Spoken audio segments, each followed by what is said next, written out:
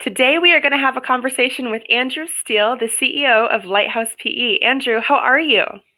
I'm doing great, Miranda. Thanks for having me. Yeah, thanks for being here today. Excellent. Yeah.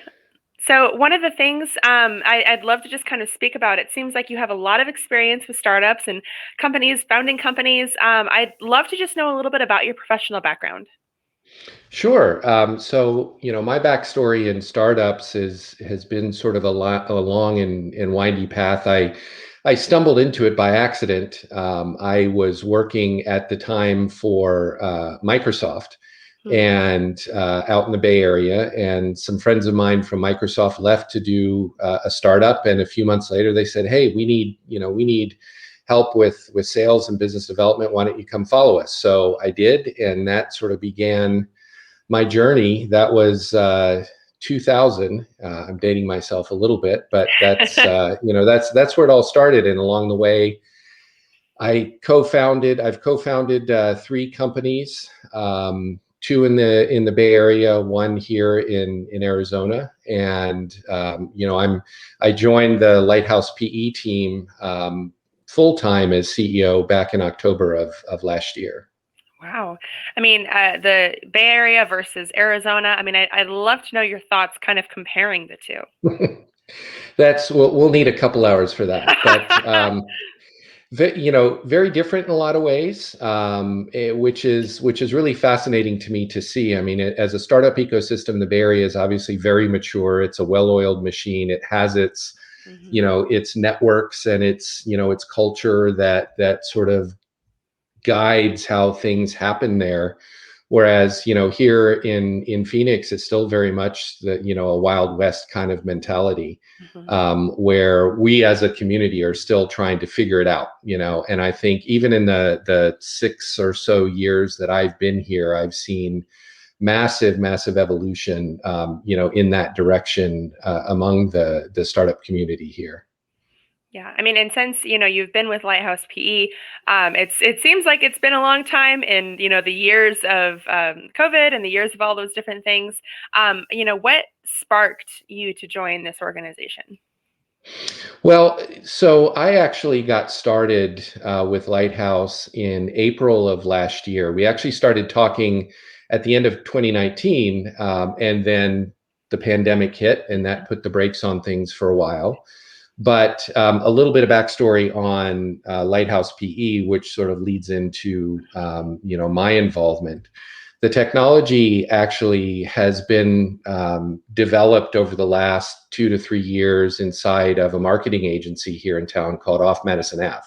Mhm. And as a part of their client work in the casino gaming industry, they really came upon a set of customer pain points that sort of generated the effort to start to build technology to develop them.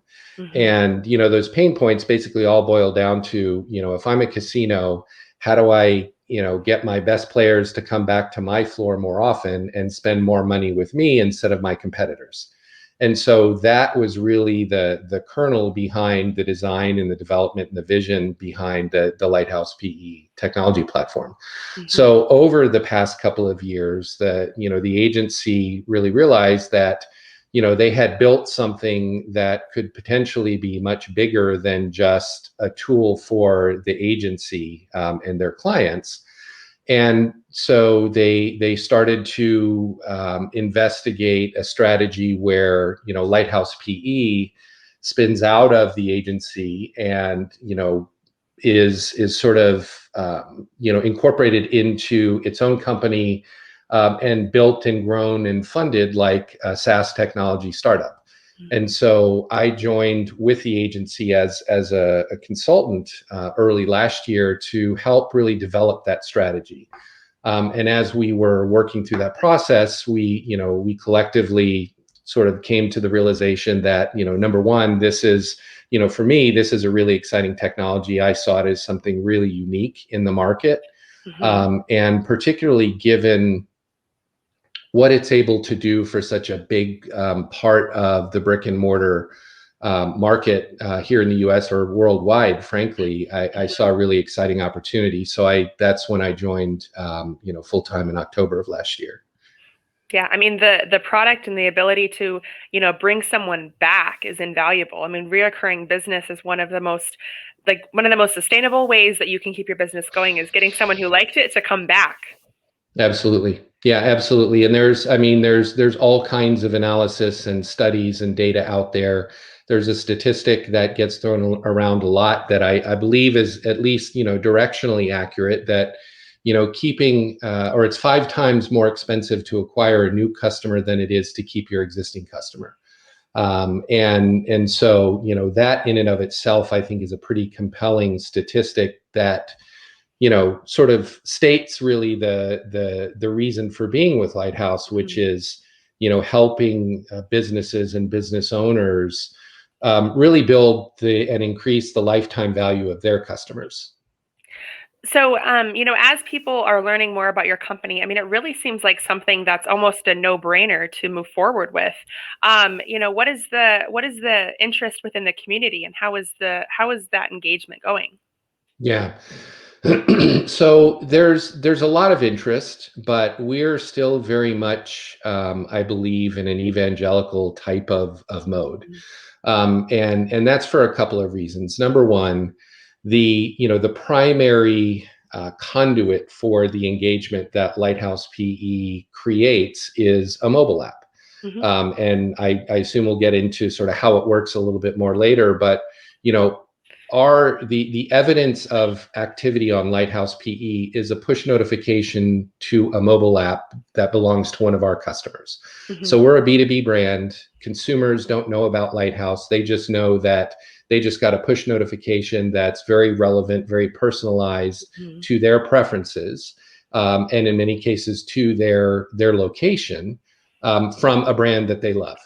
Hmm. So pre-pandemic, for a lot of businesses, if you sort of dip below the Fortune 1000, even the notion of having a mobile app was still, a little bit of a novelty to a huge segment of the market.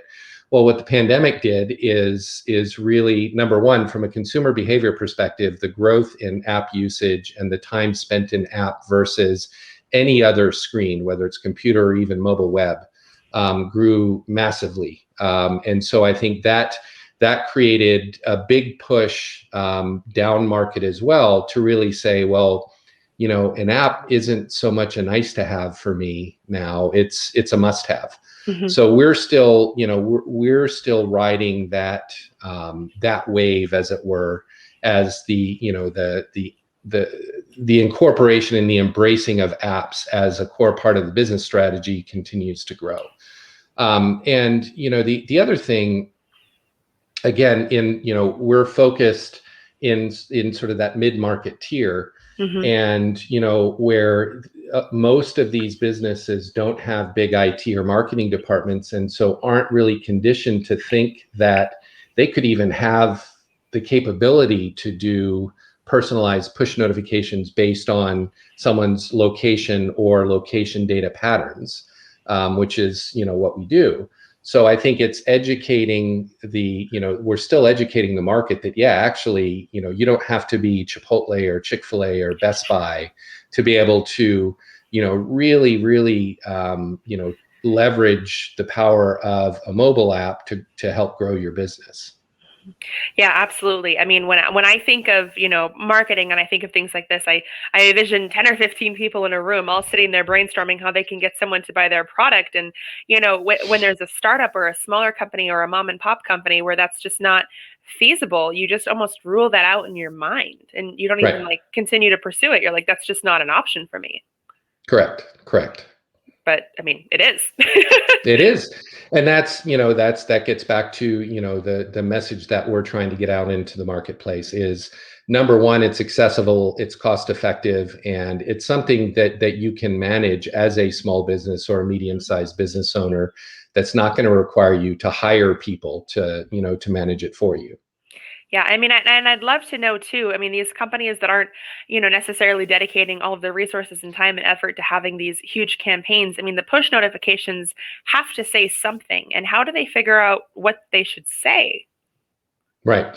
So the way that that Lighthouse PE works is it, in delivering a push notification, there's the content of that notification and there's the criteria for delivering it. Hmm. So the content of the notification is up to our customer, right? And we work with them to to develop that content. It could be as simple as a discount offer, or hey, we haven't seen you in a while, come back, we miss Hmm. you. It could be a notification, hey, we've got a limited time offer, new product, whatever the case may be.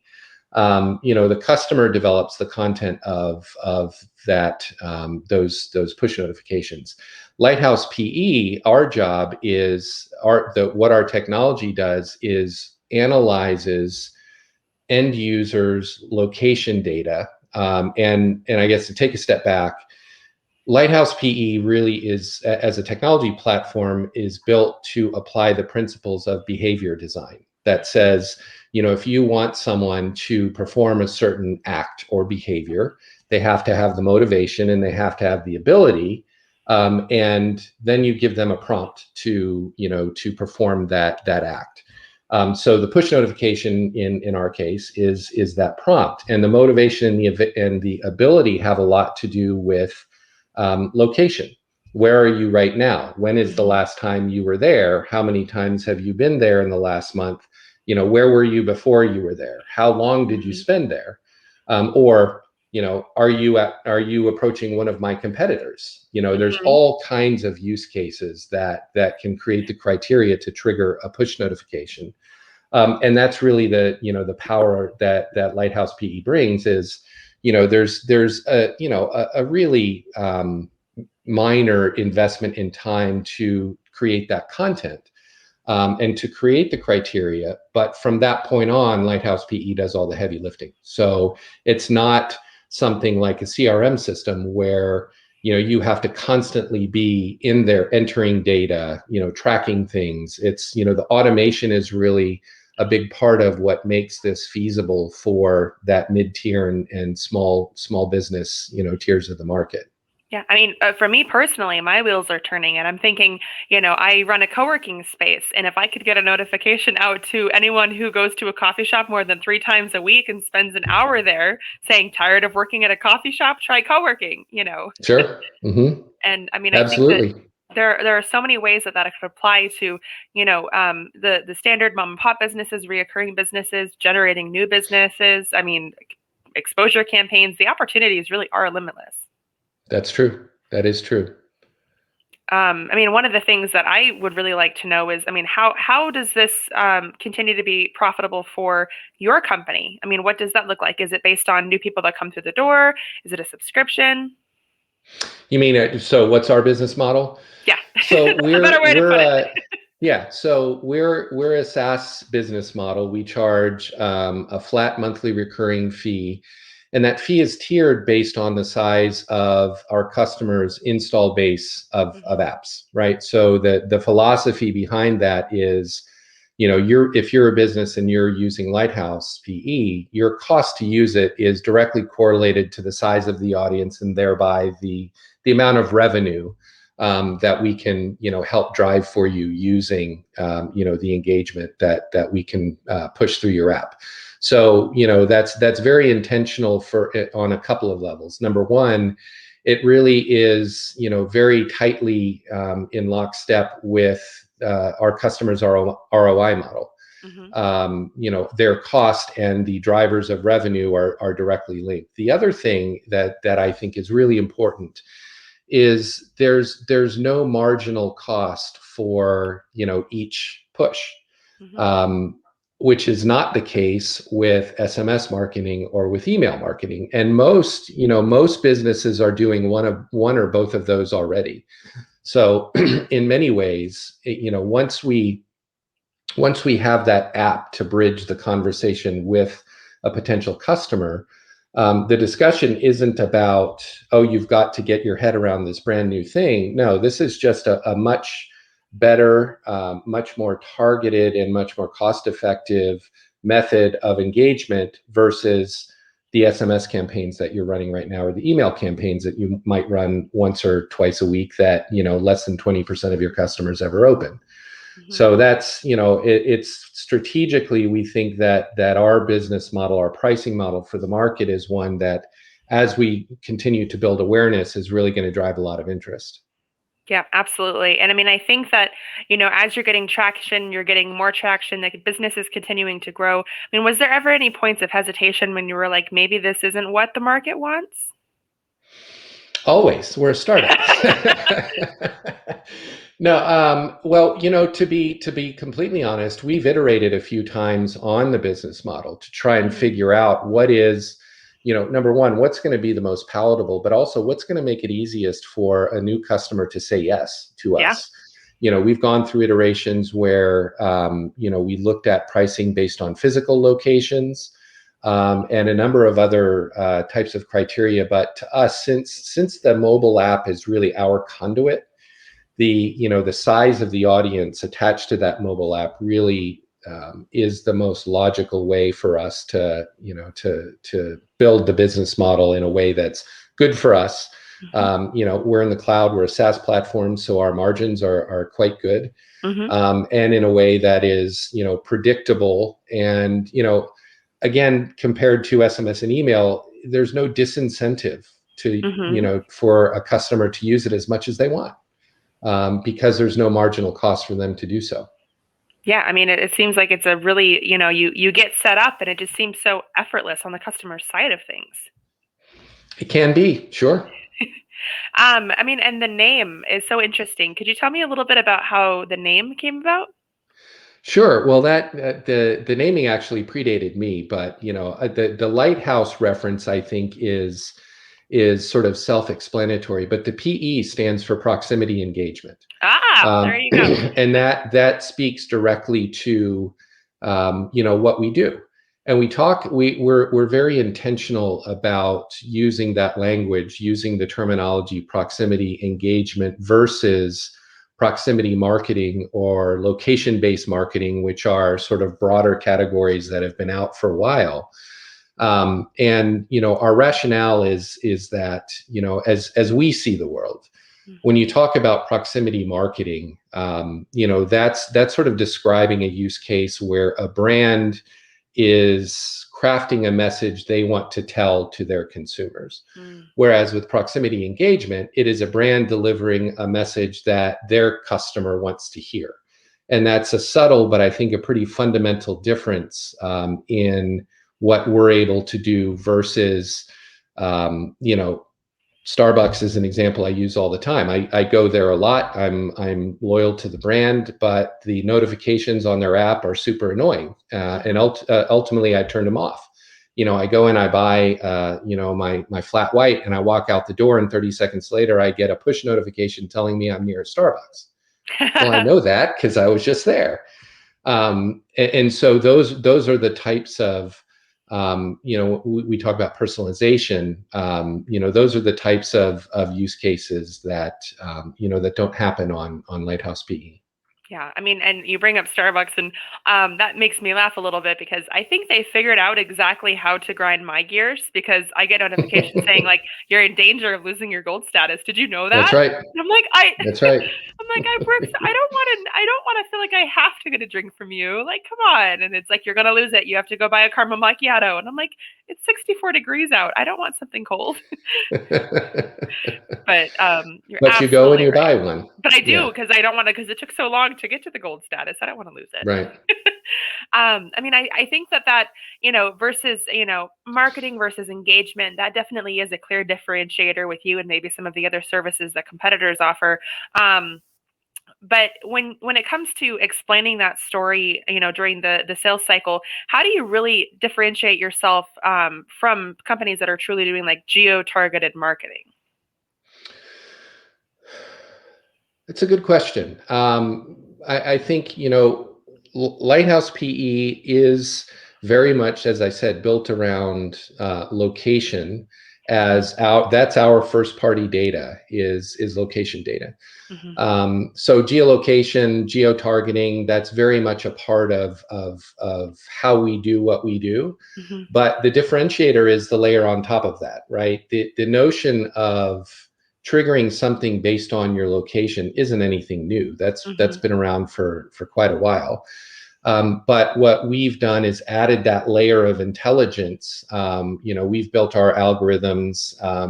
We're sort of moving towards machine learning and AI that analyzes that location data over time Mm-hmm. to discern behavioral patterns about each individual end user so that we can, again, be very targeted and very highly personalized in the push notifications that, that we trigger, through our customers' apps.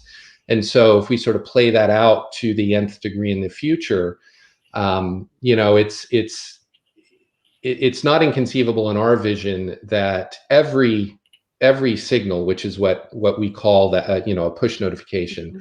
every signal is only ever sent to one person. There's no such thing as a broadcast, SMS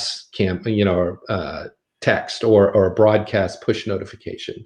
It's Mm-hmm. all very highly personalized based on the geolocation data, along with the analysis of the patterns of that data, and also any other third-party data that we can incorporate, like purchase history or CRM data from a customer's system.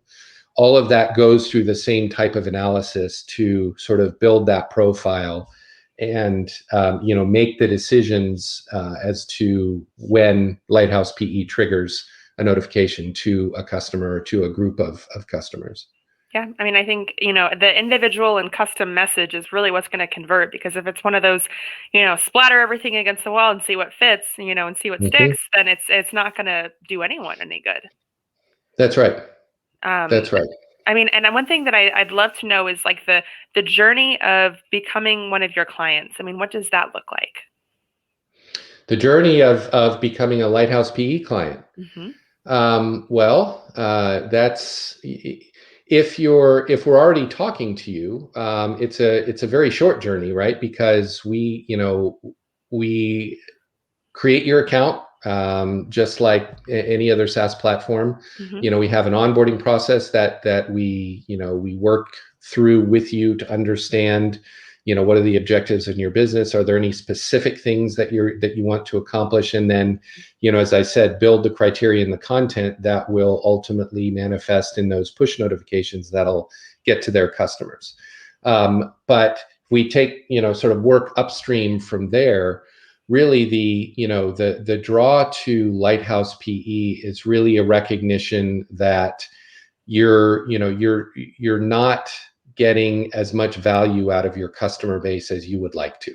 And depending on your business, you're gonna measure that different ways. For a fast casual or quick service restaurant, it could be same store sales, Mm-hmm. where you look at, if I'm 20% below my same store sales goal, what's the easiest way for me to get above that? Is it to go out and run a lot of ad campaigns and customer acquisition campaigns to get new customers?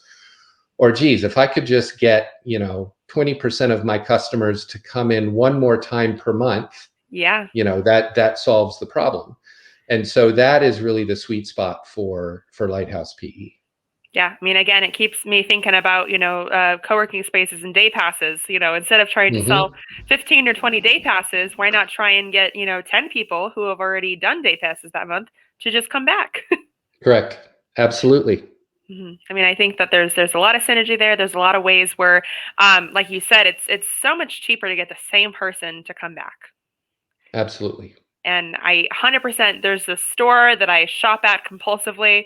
Whenever they have a big sale, I get an individual phone call from someone who works there that's like, "Did you know that this Wow. sale is happening?" And I'm like, "Man, how That's much do personalization. I make of their sales that I'm getting a phone call?" If you're getting the phone call, that's right.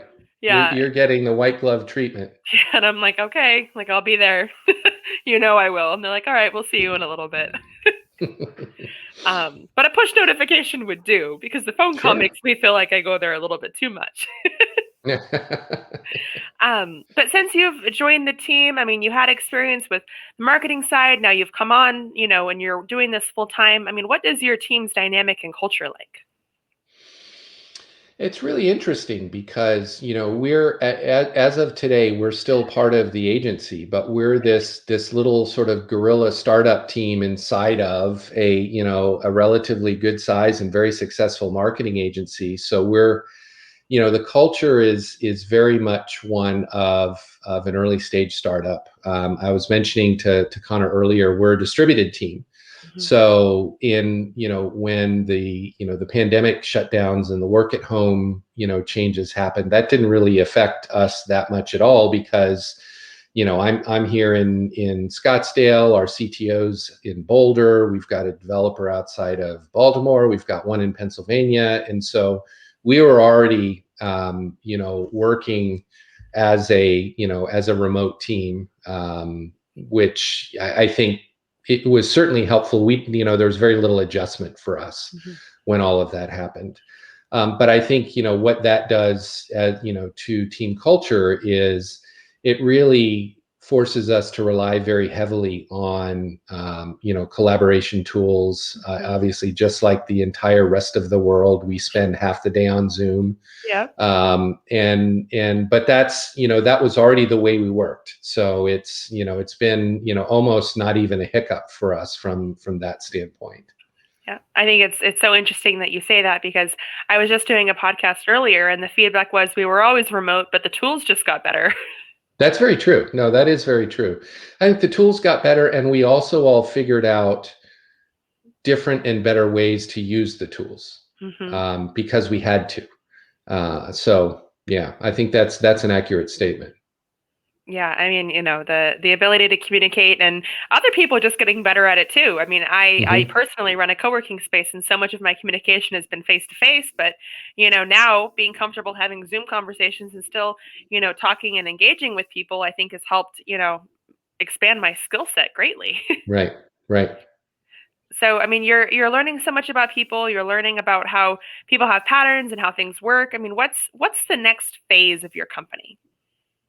So the next big milestone for us is that spin out that I mentioned earlier. Hmm. And our target for that is ideally by the end of this quarter.